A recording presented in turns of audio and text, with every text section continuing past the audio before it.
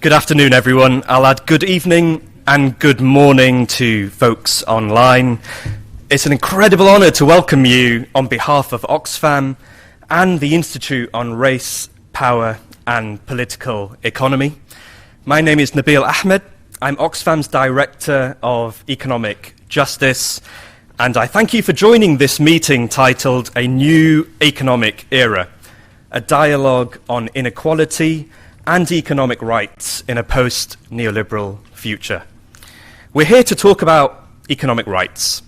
We're here to talk about the future economy that we want, and I underline future while recognizing the need to redress the history that got us here. We're here with the knowledge that we're living through a unique moment in history, a moment in which people's limits with the status quo are being tested. That unique moment includes a pandemic that took the largest loss of life since World War II. It includes a moment of US wealth concentration at the top that's exceeded the peak of the Gilded Age. It includes a racial wealth gap that since 1950 has barely budged and then reversed since the 80s. The gap between nations now is widening after a generation, and not to mention the most unique moment and existential moment of all, an unrelenting climate crisis. But we're also here in the recognition that visionary ideas matter. 76 years ago, a convening took place in the Swiss mountains on Mont Pelerin, where 39, and I'm told it was 39 super privileged white men who started to meet to form a powerful set of ideas that would go on to change the world. It's what we call neoliberalism today. Here in the US and around the world, people are convening again. Perhaps not in Swiss mountains, but in villages, in town halls, online, in exciting new spaces. Sometimes they do so with a megaphone, sometimes only daring to whisper.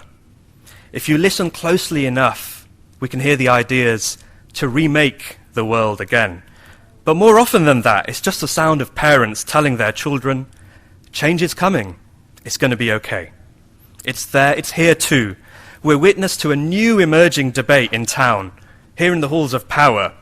It can be summarized in this question: what comes next? What comes after neoliberalism? Our event today wants to start to engage that very question. We have a wonderful program ahead. We have you, a most notable group here with us in DC and online, and of course our panelists. Here's how we'll run. We'll begin with opening remarks from Abby Maxman, the President and CEO of Oxfam America, who I'll welcome in a moment. After that, we'll get to our panel discussion, and I look forward, just as you do, to hear from our esteemed panelists, but also to get to your questions from the floor and online. And then, around about 6:30, we'll head downstairs for a small reception. Exciting news, we do have a hashtag. It's New Economic Era. The hashtag is New Economic Era. And look, I know Twitter isn't as popular as it used to be, and my fellow progressive friends will forgive me, but you know as I do, it's just so hard to leave. So our hashtag is New Economic Era. With that, folks, let me welcome Abby Maxman, our President and CEO of Oxfam America. Abby's global leadership on inequality, development, and humanitarian work over the past 3 decades has taken her across the US to fighting apartheid in Southern Africa, to post-genocide recovery in Rwanda, serving with US and UN agencies and international NGOs. Abby's also chair of Interaction, the largest alliance of international NGOs here in the United States. Welcome again, everyone. Over to you, Abby. Thank you.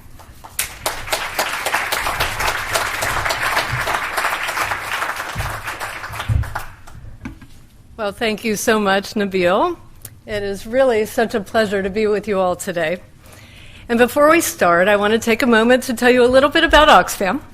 Oxfam is a global organization that fights inequality to end poverty and injustice here in the US and around 90 countries around the globe. We offer life-saving support in times of crisis, and we campaign, advocate, and mobilize to fight for economic, gender, racial, and climate justice. We believe that inequality is the most pressing issue of our time, and that an equal future is possible. Now, inequality shows up brutally for billions of people. A few months ago, I was in Somalia, and I met a woman named Sophia, a 38-year-old mother and pastoralist who lost most of her livestock in the wake of 4 years of consecutive drought.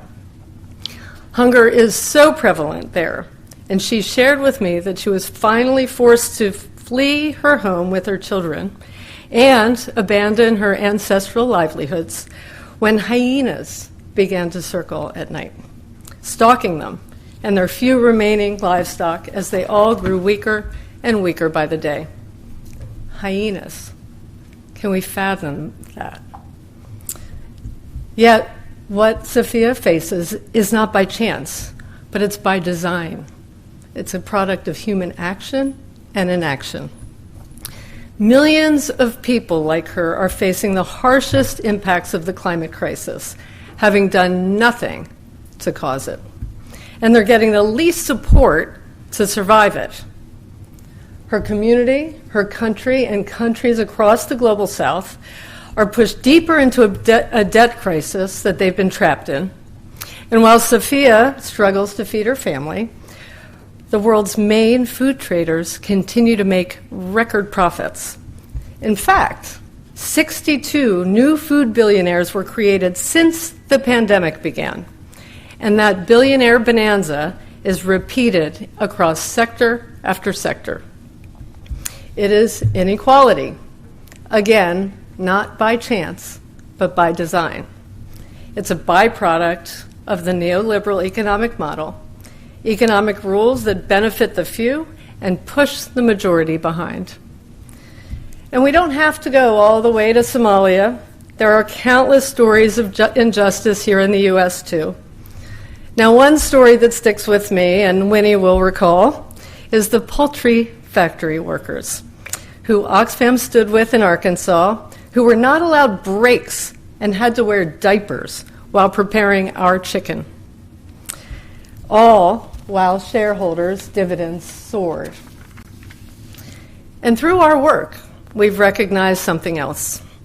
Just as we take on harmful individual and social policies, we also need to address the very ideas and ideology and racist and extractive histories that underpin them.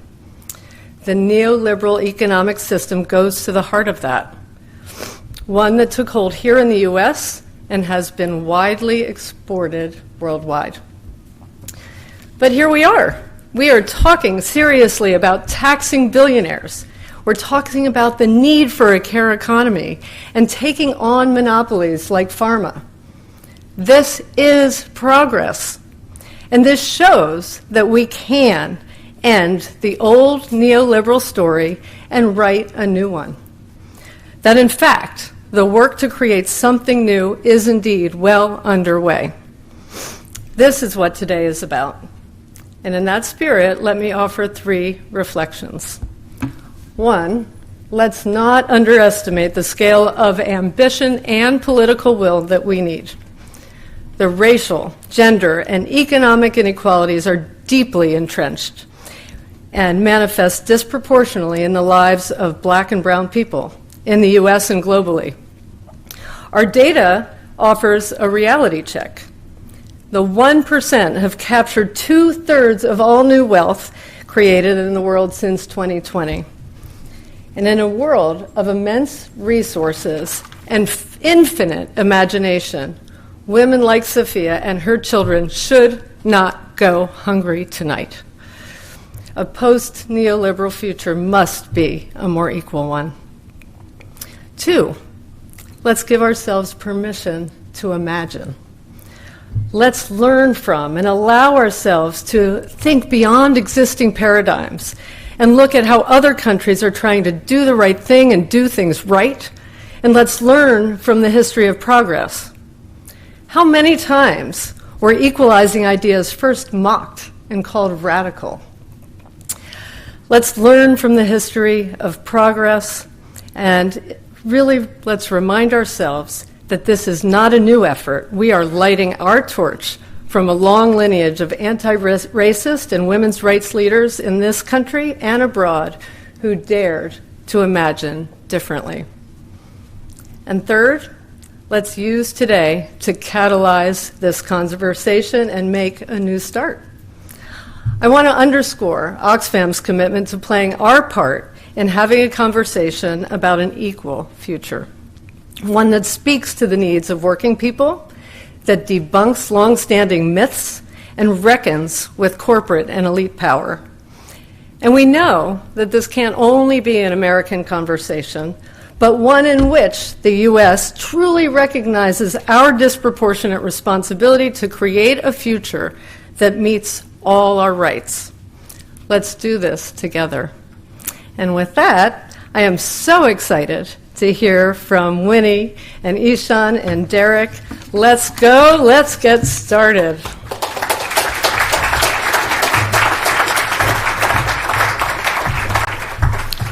Thank you, Abby. What a start. I note ambition, permission to imagine, and responsibility to do this together. Right, folks, to the panel discussion. This obviously isn't the first post-neoliberal discussion that's happening, but this is perhaps one of the first like this. Let me introduce our panel, which I know needs little introduction, but I'm going to do it anyway. First, Winnie Byanyima. Winnie is an Under-Secretary General of the United Nations and Executive Director of UNAIDS, leading the UN's efforts to end the AIDS epidemic by 2030. She was a founder of the Global People's Vaccine Movement and formerly Executive Director of Oxfam International. Winnie is one of the most respected voices in the world on inequality and women's rights, and it truly is an honour. Second, Professor Darrick Hamilton, the founding director of the Institute on Race, Power and Political Economy at the New School. Professor Hamilton's pioneered policy proposals on baby bonds and many things beyond. He's a member of the US Treasury Advisory Committee on Racial Equity and co-leads a partnership for the human rights economy with the UN. And while, Darrick, you won't appreciate me sharing this, but I think he was aptly described by a senior member of Congress as an intellectual giant of our time. We're thrilled to have this conversation moderated by Ishaan Tharoor of The Washington Post. Ishaan authors the Today's Worldview newsletter and column at The Post. He won the Arthur Ross Media Award in Commentary, a prize administered by the American Academy of Diplomacy. And he previously was a senior editor and correspondent at Time magazine and teaches at Georgetown. I'll remind you of the hashtag, New Economic Era. We're on to a dialogue. We'll enter a Q&A about halfway through, and where Ishaan will welcome your questions. For those joining us online, please do submit your questions. We'll try to get to them. Ishaan, Darrick, Winnie, over to you. Thank you.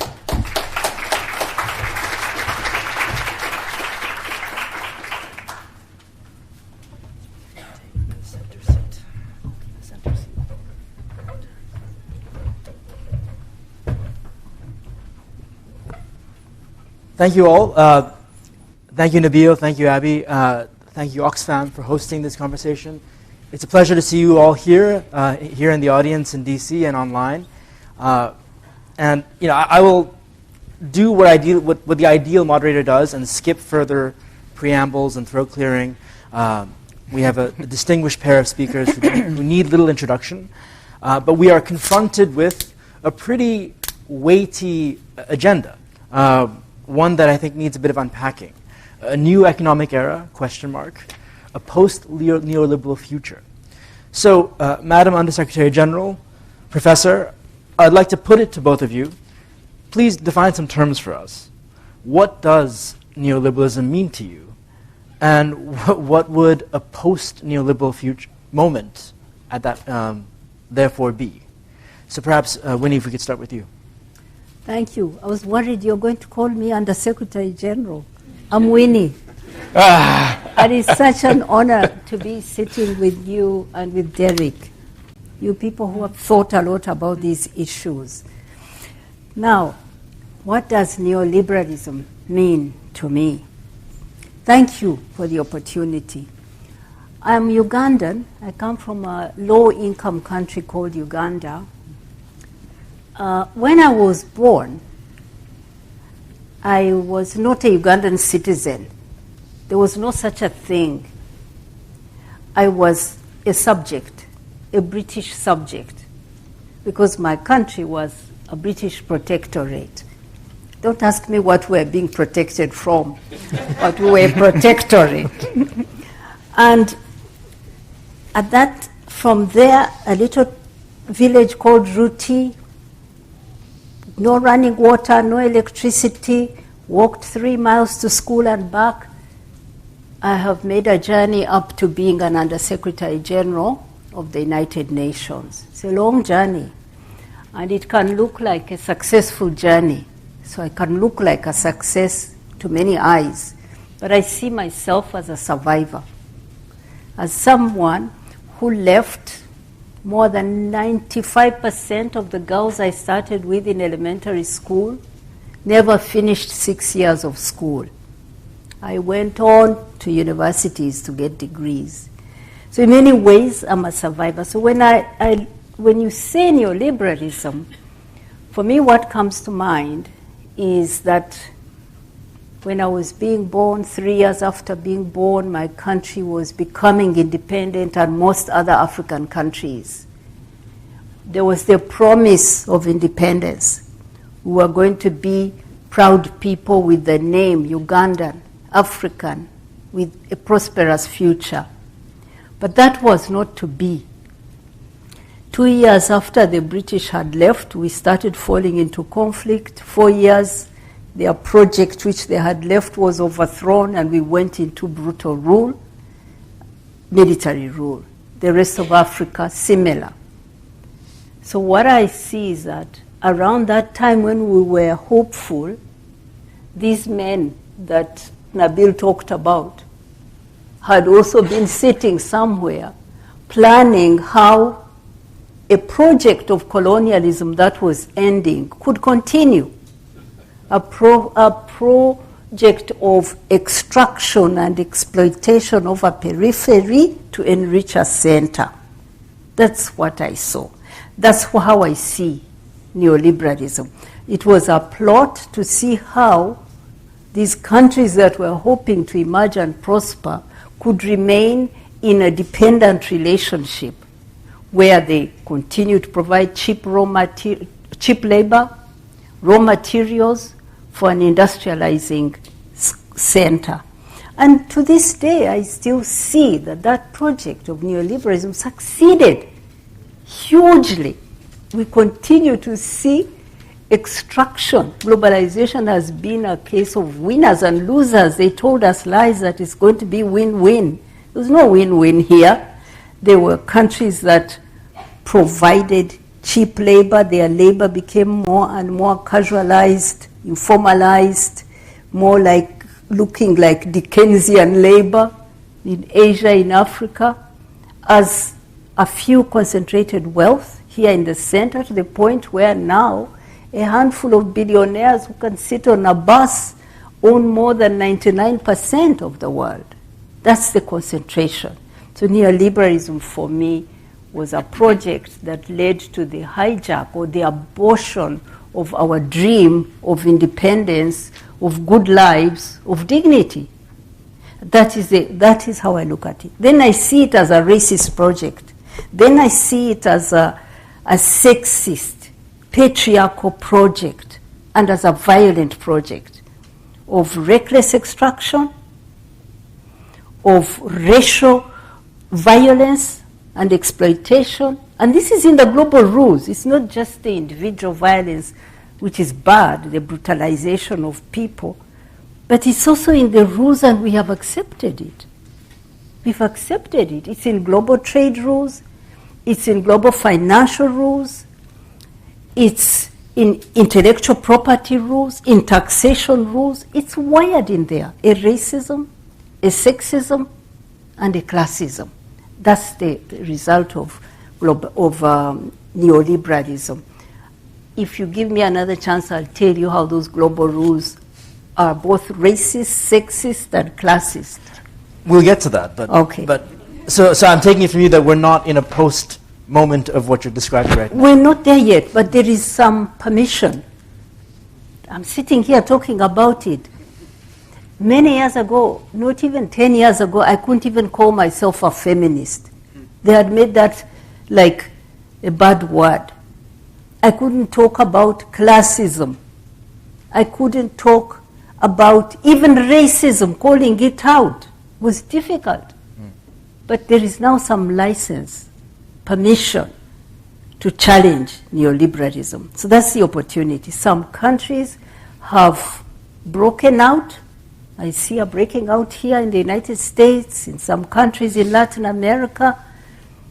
And this is giving us opportunity to challenge it, but we are not, it's not over. The rules are still entrenched. We saw it with COVID. I mean, how can a rule, a global rule, allow a handful of people who own a company in their countries to maximize profits, hoard, to allow even their countries to hoard a life-saving vaccine as black and brown people die in other countries? How can you not call that racist? That some people could survive, get the vaccine, hoard, it even expires in stores of some countries. As doctors and nurses, brown, black, in all those countries were dying. There's a conversation about the legacy of the pandemic. So those rules are still there. As long as they are there, we can't say we are post-neoliberalism. We can challenge it, but it's still alive and well. Okay, so that's on the table. Darrick, over to you. How do you see it? Yeah, it's hard to get the baton from that somber moment because it is somber. It is sad. It's unnecessary death. It's unnecessary poverty, all to codify a system and a structure. I had intended to start with levity, these comments, and the undersecretary actually took that in her comments, and the levity is this space that we're in. So if we want to define what neoliberalism is not, what is the name of this? On Top of the Hill or something like that? You have, a leading journalist, the pioneer on inequality, gender injustice, race, and I'm going to put myself in a group of people committed to justice in an unambiguous way in human rights of people sitting here on top of the hill. So I agree with the undersecretary, and I promise I'm going to say Winnie now. I needed to get that respect out. As long as you don't say general. The point is that was not feasible too long ago. I mean, people could have been on this stage that looked like us. I mean, throughout history, you could have had that on this stage. But I guess talking a rhetoric of justice, of combating racism, I think that is pushing back on a system that has naturalized poverty, that has naturalized inequality. So if I were to define what neoliberalism is, I would lead with what Nabil described, which is an intentional gathering of people aimed at creating something new. And what is that new? Actually, it's not new. Aimed at trying to create an evolution of a political economy with the intent to codify the rights and the wealth and the accumulation of a capitalist class. And I think the key point is that it was a maturation. It was an evolution. It wasn't new throughout history, but it evolves depending on the conditions of the time. So one would have to look at that Mount Pelerin meeting and what was going on in society to help unpack what neoliberalism is today. An analytical understanding of any phenomena in an ahistoric manner is incomplete and inadequate. So if we take that context of global world war, coming out of in the United States and the world, Great Depression, a new type of economic intervention of the state. Well, a new type of economic intervention that threatened the dominant position of a capitalist class. And I'd say that, so that's the political dynamic. But what is it? it is a rhetoric. It is a rhetoric that, again, naturalizes poverty and inequality because it castigates outcomes as the result of behaviors of individuals. So that's the rhetoric. But the reality is that it's not a pure form of capitalism, which largely is a straw man. Capitalism, socialism, we may have inklings on our ideological spectrum of which ones we favor or don't favor them, and they're really useful classroom conversations. But what we have done, intervening and strategically directing government resources towards a corporation or elite people under the notion that it will trickle down and lift all of us up, that's not capitalism in its articulated form. Not that I'm advocating for capitalism. So my large point, and I'll stop rambling, is that it is a rhetoric that is intentional, that places a politic onto people as they are responsible for their outcomes.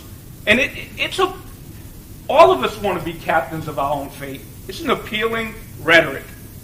I want to feel like I have agency in my life. And then here's the other piece. The other piece is the weaponization of identity groups. The weaponization of nation states that are part of the global South to entrench this system in a way that an elite is able to continue to capture. So why is it that the dominant political population of the United States, who's not elite, doesn't revolt, doesn't demand something else? Relative status.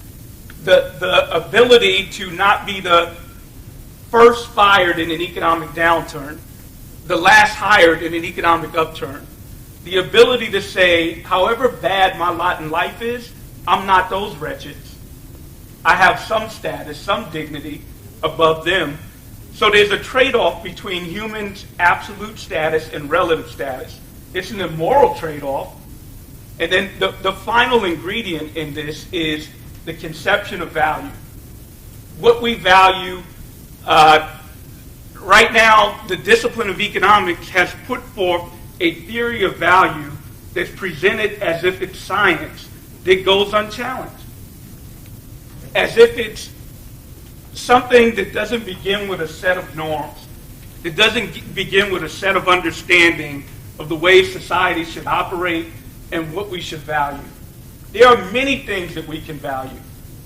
So, the conversations, and Abby talked about this as well in her opening, the conversations around inequality, around poverty, that's not some pie-in-the-sky notion that is up to the goody-goodies. We, as people, can decide that we value the capabilities of people to achieve great things regardless of the family that they're born into.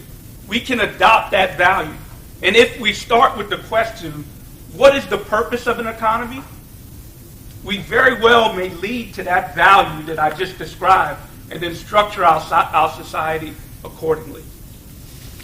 I want to come back to that concept of, and you have spoken and are talking a bit more about the idea of a human rights economy, and we'll get back to that.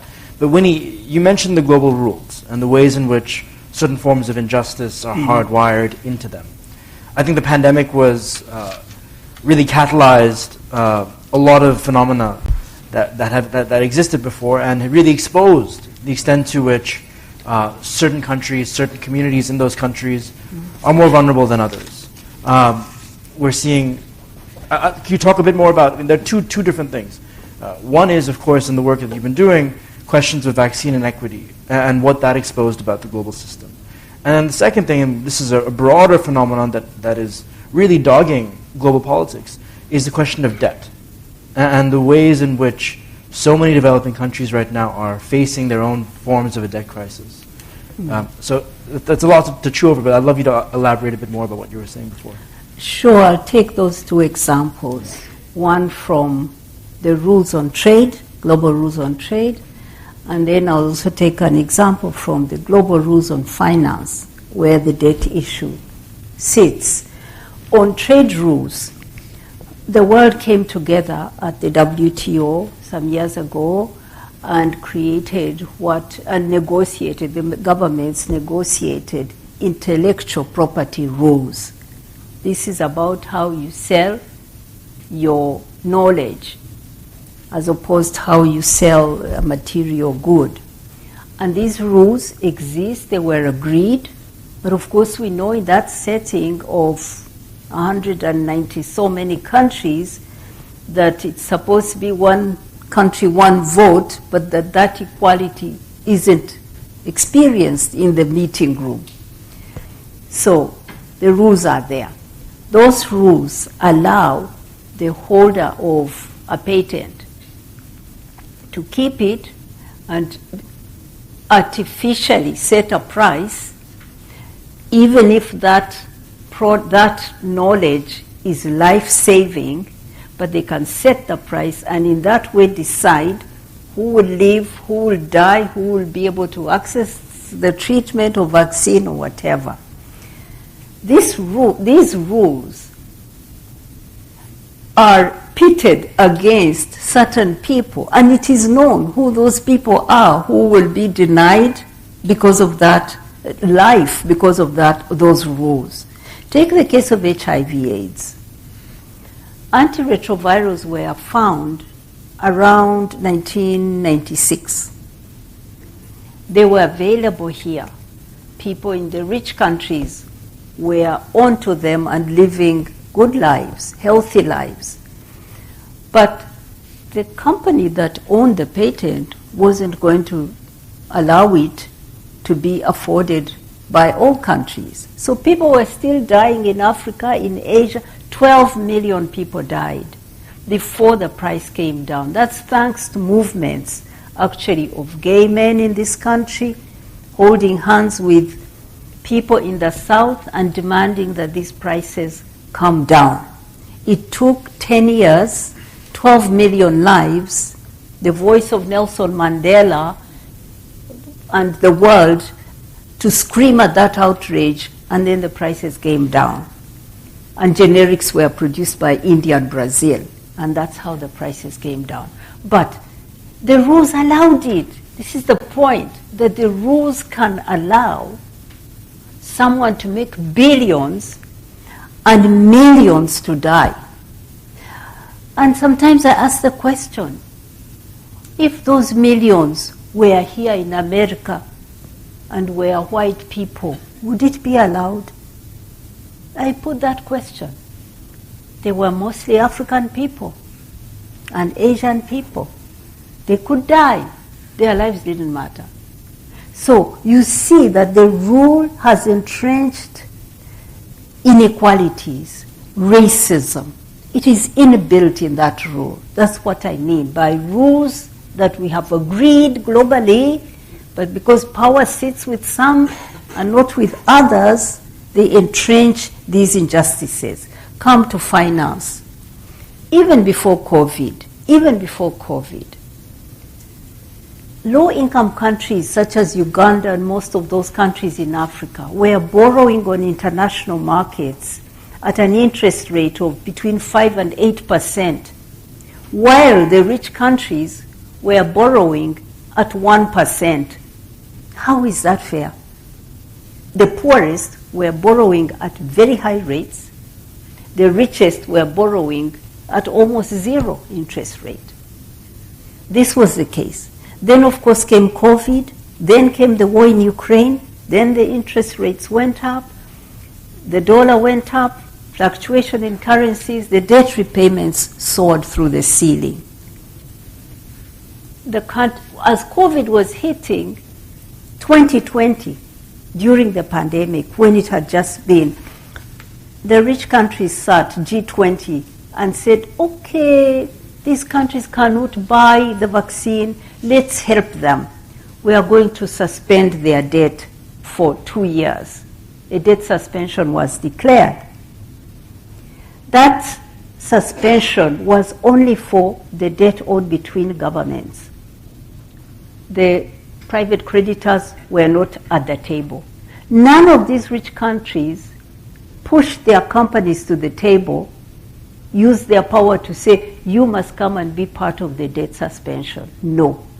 They continued earning, to the extent that sub-Saharan African countries received a relief of 10 billion from that debt relief in 2020 and 2021.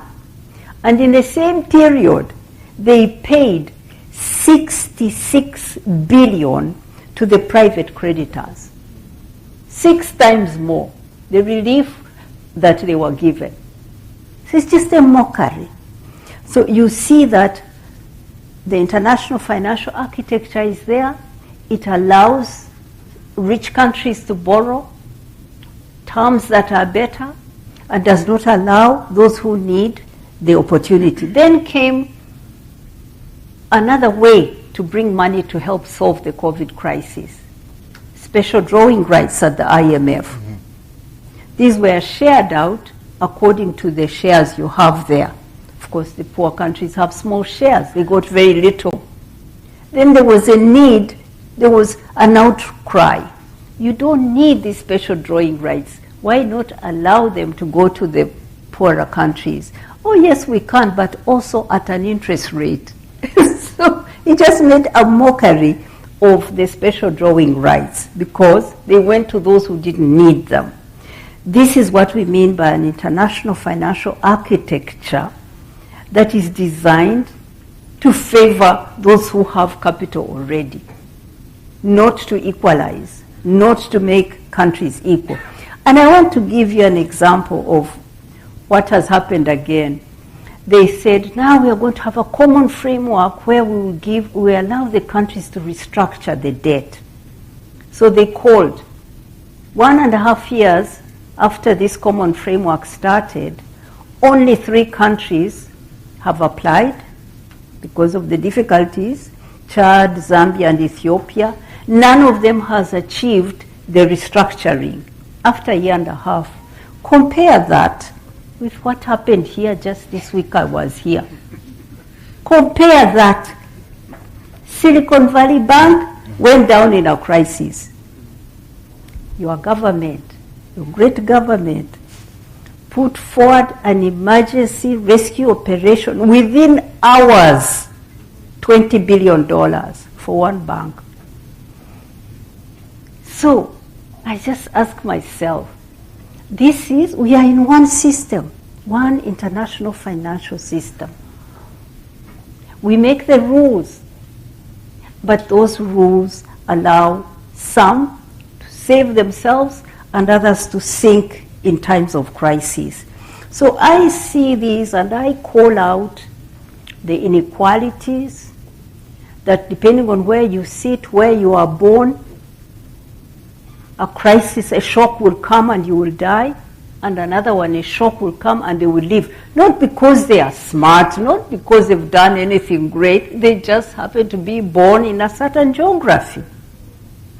And certain geographies where people of my color are concentrated, we die when shocks come. The war in Ukraine, look at that. The war in Ukraine is hurting people in Ukraine, they are dying, we are sorry for them. But the impact is being felt by all of us. But look at the rules now, how they are being played. We have international refugee law, humanitarian law.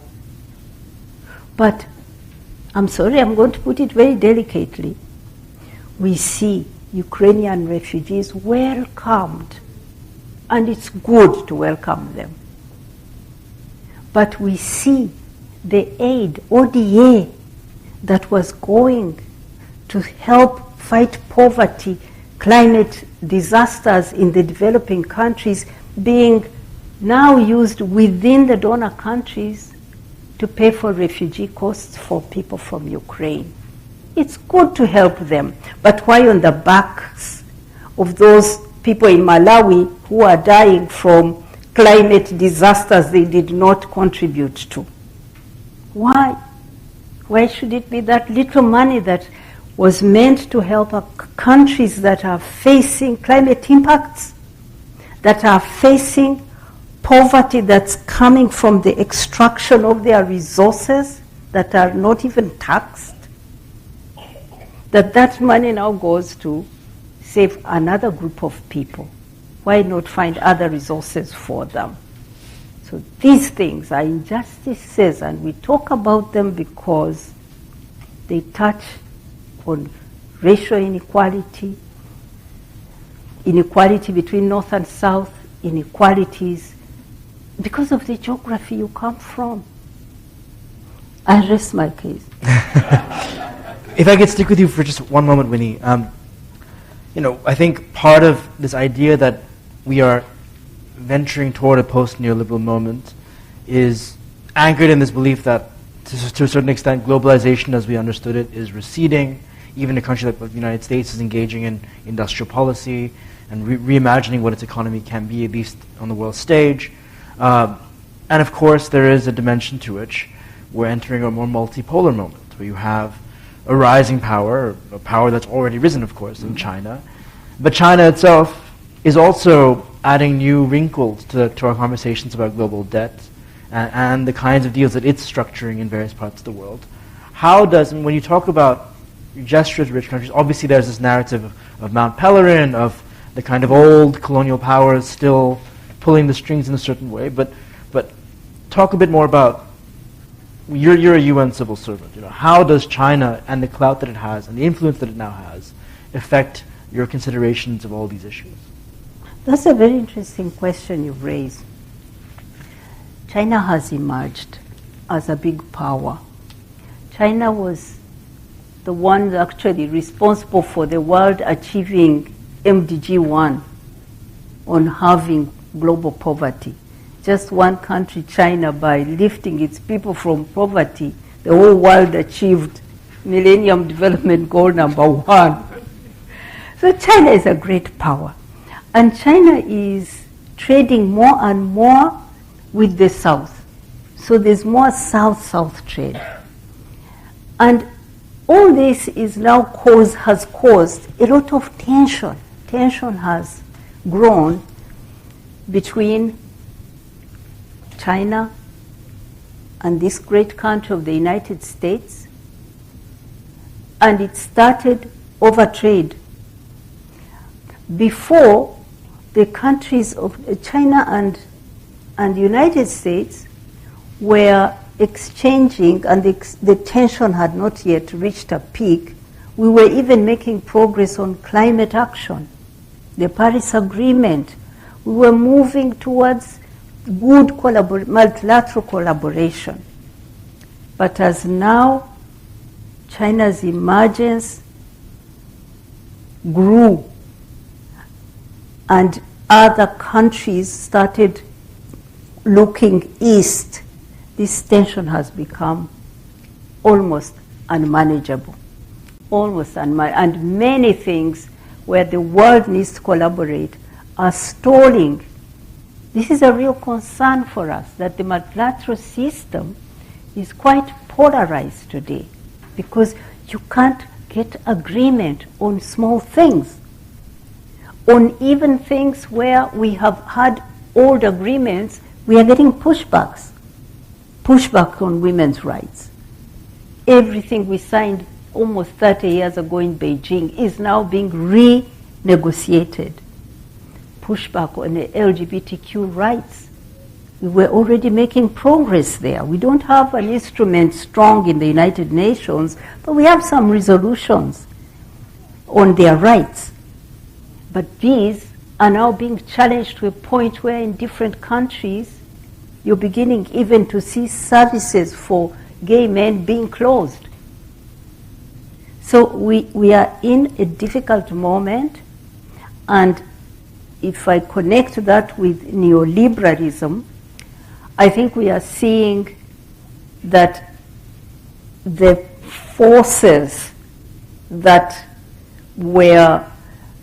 had asserted themselves so much, the billionaires support, because when the whole democracy has now broken down, the owners of capital are now running governments. You had a billionaire in government here some years ago. So now you have this situation. Well, he would say he was, but okay. Okay. So you really have a situation where the neoliberalists are digging in because they cannot accept to be in a world where there's balance in trade, there's balance in relationships. They are used to a system where there was extraction from the South. And now the South is looking at each other and saying we can make it on our own. So this is an entrenchment by, to me, the billionaires who now have a bigger voice in their governments than ordinary citizens. And that's why you're getting these populists. The populists want control government. They are the billionaires. They want to control government. They speak the language of ordinary people to entrench themselves in power. And they are the ones behind this now tension between the East and the West. That's why you see small countries like Uganda and others going to the UN and refusing to make a vote on Ukraine.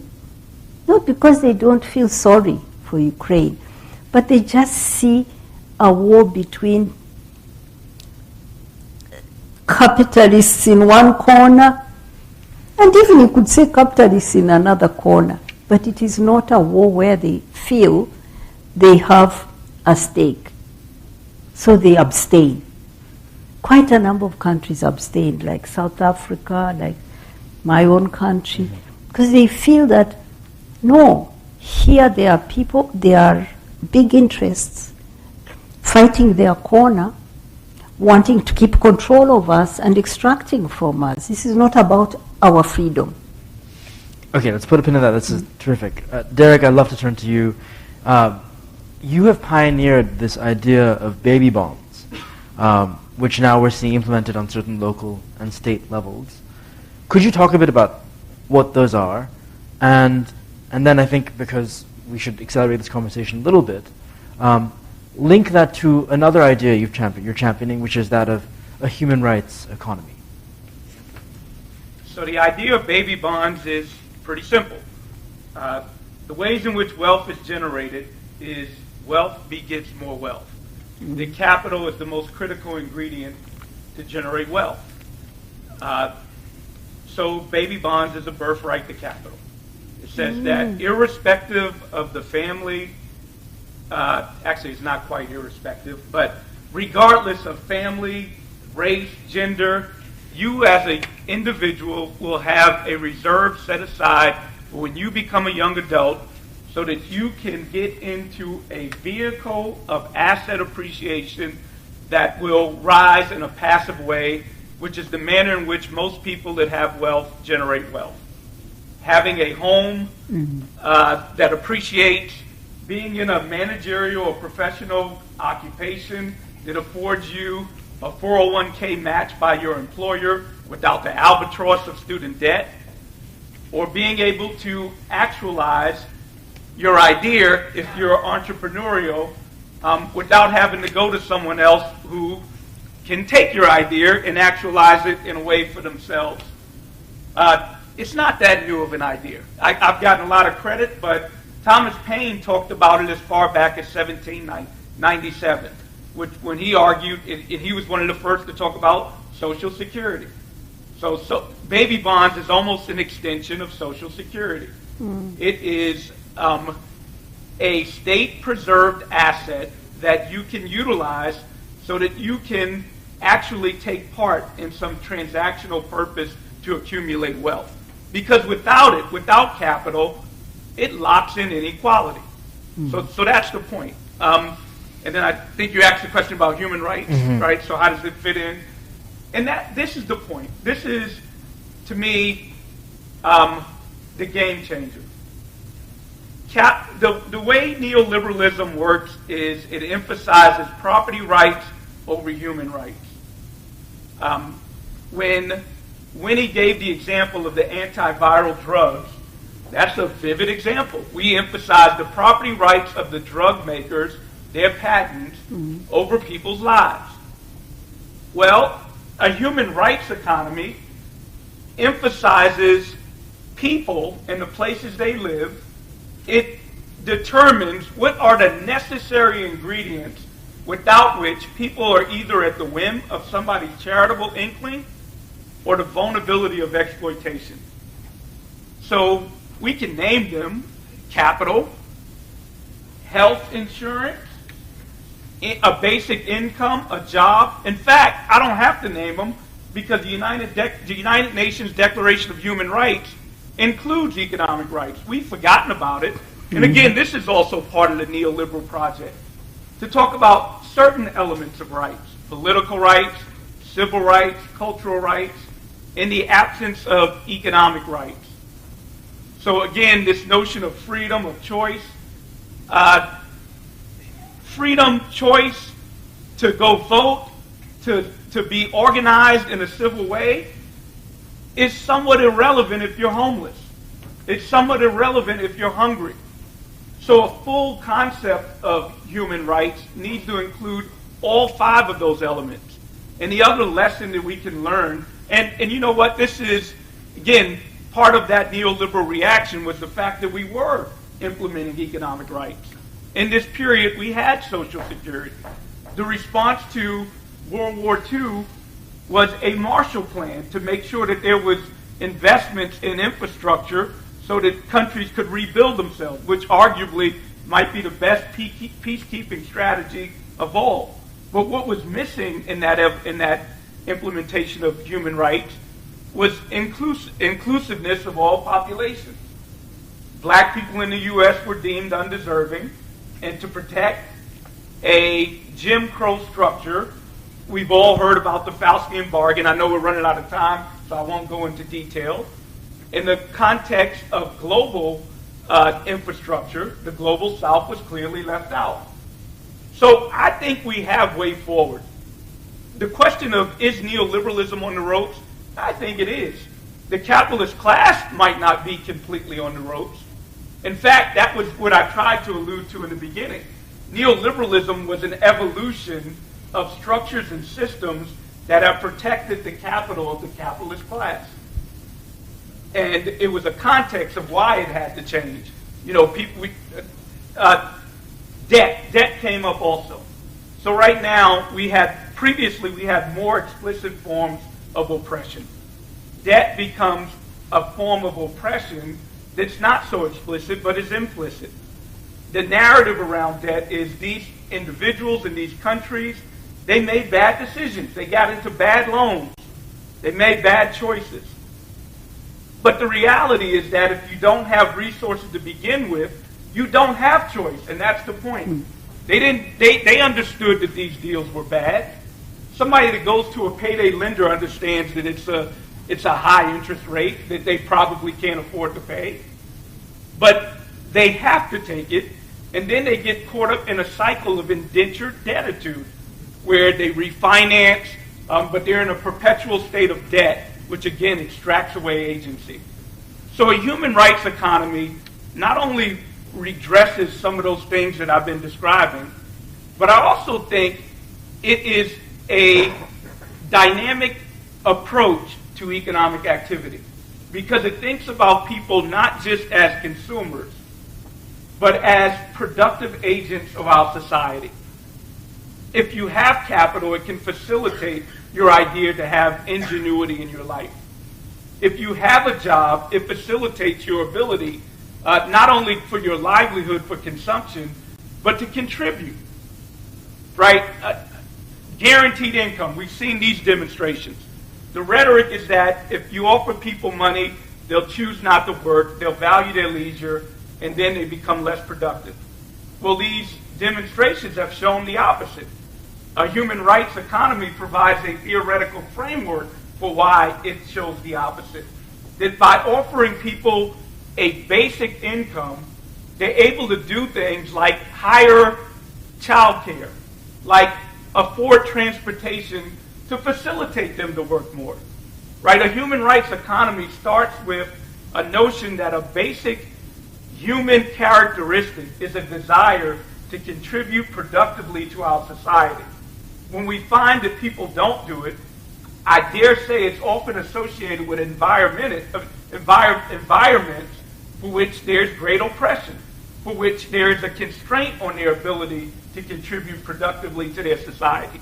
Hence crime, hence some of the other outcomes that we observe as malfeasance, but a human rights economy that invests in people, our most treasured resources, is not only right and just, it also promotes economic activity in a historical precedented way that benefits us all. I'd love to get some questions in from the audience and online participants. As you guys, have I lost my mic? As you think about your question, let me just put one quick question to you, Darrick. I hate to be the journalist who asks a facile journalistic question, but I'm going to ask you a facile journalistic question. Essentially, is what you're saying that the response to half a century of neoliberalism, or what have you, is that response a socialist response, or should we be taking Marx out of this? Right, and I led with socialism and capitalism become straw men that are politically used to keep us away from implementing what it is I think we need to implement. A human rights economy, I also argue, is somewhat neutral to a capitalist or socialist paradigm. It says that even if you believe in capitalism, at a base level, if you believe in a just form of capitalism, there should be some resources by which people engage in transactions. So that's thing one. I'd say that I do think neoliberalism is on the ropes, and I think there's signals throughout the world, and especially in the United States. January 6th is an example of it being on the ropes. Some of the actions of the Biden administration and the Trump administration during the pandemic are examples that it's on the ropes. The IRS sent money directly to the American people with a snap of a finger, right? That was we couldn't have fathomed that 15 years ago, especially to that magnitude. But the picture going forward might not be so rosy. The picture going forward was January 6th, right? The picture going forward is that class that has been able to accumulate very well may try to reinvent itself in a way that protects its position. So we might end up with something worse than what we have right now. But the optimistic picture, the opportunity we have, is one where, again, what we're talking about is not completely new, but what would be new is if we did it in an inclusive way, which also mitigates some of the weaponization that was used to get us here in the first place. Right? A lot of the rhetoric around neoliberalism, particularly in the United States, was a backlash against civil rights. It was the government is tilting the scales in favor of these undeserving black people. That's not only unfair and unjust, but further creates dependencies of those black people towards government. That was the rhetoric. I think if we really do it in an inclusive way and to commit to a new value, I don't know if this is true or not, but I will speculate that it's a necessary ingredient for a pathway forward and a just, sustainable pathway forward, but it might not be sufficient. Terrific. Questions, please. Sir in the front, and can we take two at a time quickly, because I know we're sort of short on time, and I'd love to get in as many voices as possible. Please introduce yourself and keep it quick if possible. Okay, I'm John Coonrod. I coordinate the movement for community-led development. For decades, there's been people working on the social solidarity economy, particularly in Latin America and some other countries. How does that relate to this? Because it seems like I think the neoliberals would say this is a human rights economy, and as you said, they just choose their rights. But I think there needs to be something more powerful to overcome the other threat to neoliberalism, which is neo-fascism, which is gaining a lot of adherents. So what are your thoughts on the social solidarity economy and that move that's been pushed, particularly in Latin America and some African countries? Yeah, and I'll reiterate the point you made about neoliberals would describe this as a human rights economy. They use words like freedom, they use words like choice, but it was a co-optation. That's the point I'm trying to make, that it was an incomplete notion of human rights, and it was intentional, that if you exclude the economic part, then, again, it naturalizes poverty and inequality, because it says you have freedom, you have choice, the outcome is your fault. you're responsible of it. So then the meat of your question, as to whether it's solidarity economics or solidarity economy, which goes perhaps beyond what it is that I put forth, versus human rights economy, I don't know. I know that we need to be politically aligned, because it's naive to think that it's simply what's the word I want to get to? It's simply some economic force that is grounded in science and devoid of politics and being coordinated and strategic. So whether the people in Latin America are talking about solidarity economy and I'm talking about human rights economy, to the extent that we want to come up with something different, it might behoove us to find common narratives and work in coordination towards the things that I think are common amongst us. Winnie, you want to jump in? Yeah, but I like the idea of the human rights economy. One woman who's been talking about this for many years is Diane Nelson. She talks about a human economy and a human rights-based economy. And she's a feminist. And I think the key here is that it matters how we count the economy and how we count economic progress. Unless we touch those, we will not achieve a human rights economy. What do I mean? Feminists have known for a long time that free markets are not free, that they don't reach everyone, and not everyone engages there equally. Women pay a high price before they get into productive work through the care work that they give at the home, family level, and at the household and in the community. This is not compensated. But it's part of what everyone who's in production gains.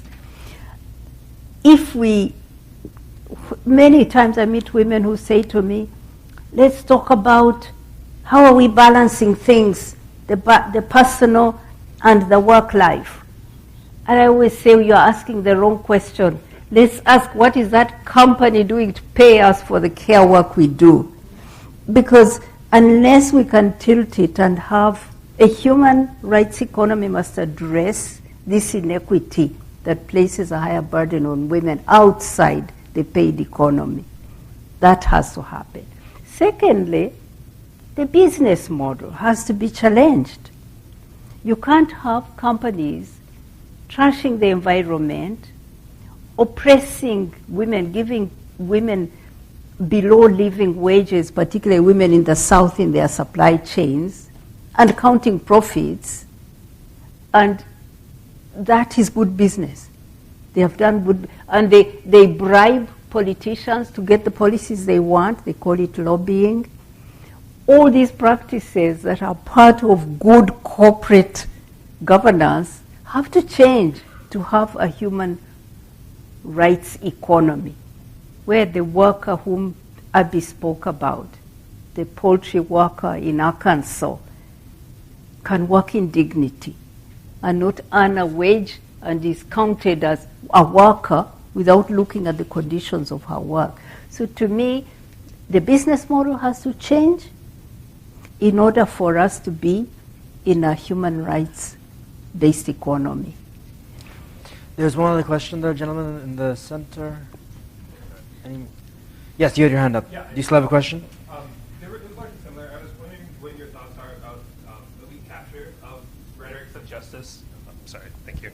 Hi, my name is Charles Wallace Thomas. I am a Regent graduate in economics from undergrad, and I'm just wondering about what you think about elite capture of sort of these rhetorics of justice, and particularly how they might enable false solutions like company towns, for example, that are able to provide a lot of the basic access to universally necessary things to live flourishing lives, but come at the cost of sort of perpetual indentured servitude or continue to serve the concentration of wealth and power. Yeah, I mean, the last example you gave to me would be an example of indentured servitude, right? Which is, again, that I wouldn't frame it as choice in providing resources. It's conditional resources. It's coercive and constraining. The notion of elite capture, I began my part of the conversation talking about the pride and what this stage looks like. But I also want to be clear that just having people on this stage that look like us does not mean justice or advancement. And that's not new in history either. I mean, we can go back to slavery period in which we had overseers. So there's racial justice, there's economic justice, and we need both. So if we were to pursue racial justice where we had similar proportions of black people in elite positions as white people, that might achieve racial equity, but it's not economic justice. So I think we need structures and systems that promote pathways of prosperity in an equitable way across identity for all people. We're almost out of time, but I'd love to ask you one other question, and this is something that's been on my mind. We're having this conversation somewhat in a bubble, because we're talking about neoliberalism and what may come after it as a reevaluation of an economic agenda. But there is a parallel conversation happening, certainly in this city, in this country, on the right, that approaches neoliberalism more from a culture war angle. You have the Speaker of the House today talking about woke Wall Street because it's pursuing ESG goals. You have all sorts of other narratives around that. Linked to that, you have governors pushing back against any discussion of systemic injustices and rewriting the history of systemic injustices. So I was wondering, at a moment when you do see, and we can call it neo-fascist, we can call it whatever you want, a development of a very potent form of politics in this country, also in some other Western democracies, the populism that you talked about. How do you speak to that? How do you cut against that? Because it is something that we have not particularly addressed in this conversation, but a huge part of the national and, to a certain extent, international conversation as well. I mean, it's not new. It's another iteration of the weaponization of race. It is using code word and language to signal to people this new approach that's coming to you is going to make you lose that dear property right and whiteness. These people that are talking about inclusion from a variety of domains, they are going to, you will lose that status that goes along with whiteness. So that's the weaponization. I think the big picture, the larger point is that economics, politics, and identity group stratification have always been iteratively linked. And the ways, again, I'm going to try to extrapolate to the point of the conversation, the ways in which capital in the United States has been able to consolidate both economically and politically for the last 50 years in such a dramatic way is the existence of demonizing black people and government being associated with black people. That it's almost a tacit agreement that we'll make with the dominant political structure, which today is called white people, that however, I'm sorry if I'm redundant, however bad your situation is, you will be above that people. You will be above these wretches. And that, to me, the example you put forth is just another application of that structure and that system. Winnie, do you have any thoughts on that or any closing thoughts otherwise? Well, I look at all this as a black woman from the South, from a very poor country. And I think we should hold on to what we've won through the multilateral system. Our Universal Declaration of Human Rights, the principles of equality, the human rights, and to apply these in the economy. And that this must mean that the neoliberalists are challenged. Are challenged because underneath their arguments is a belief in the privilege that they have had as people from the North, white people, male entitlement. They have all these entitlements of race, of being men, of being from the North in rich countries, and they're holding on to them, but challenging them using what we have won, the rules we have won, the human rights we've won, and these have been won through blood. So they came on the back of the Second World War, the First World War, and the colonial wars. So using those to push back against neoliberalism is important. That's why I think I value so much people like Darrick, because this thinking that challenges neoliberalism, we have to plant it also in academic institutions in the North and the South. We have to talk about these things in communities and have cadres who think differently and challenge the thought of that group of capital profit seekers and really exploiters. I enjoy doing this work at the grassroots with communities because they understand it so well. They really understand it, but we have been, I think, pushed back, but now there is a space to fight back.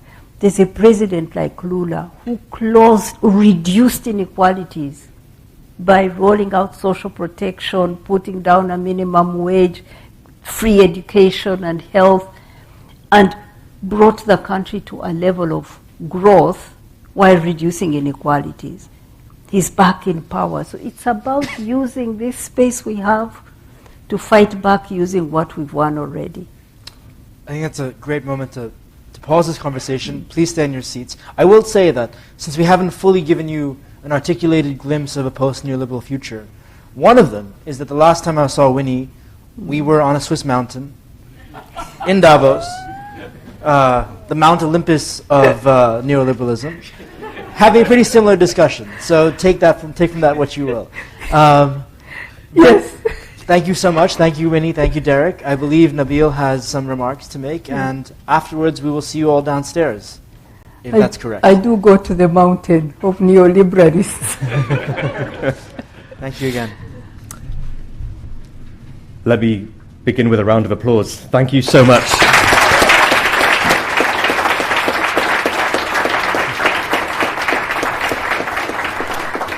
I want to end first by thanking Ishaan, Darrick, Winnie for your panel of power.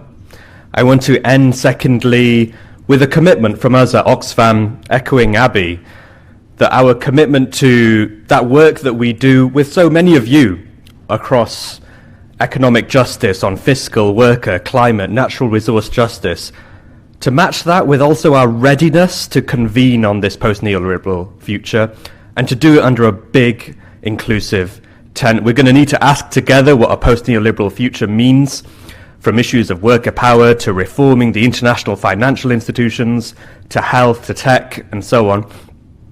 And let's not let this future be decided in Swiss mountains. I love that we've picked on Swiss mountains a lot today. But where people, where communities, where the economy exists. And I end third and finally by expressing gratitude to all of you for joining us here, for joining us online. Thank you for being here, but also I see so many wonderful folks and institutions across this room. Thank you for all you do to tilt the scale in favor of, and let's say it, economic rights. We'll be emailing out with a link to stay in touch. We've got plenty to do. Next to a light reception in the atrium downstairs. Thank you everyone for today.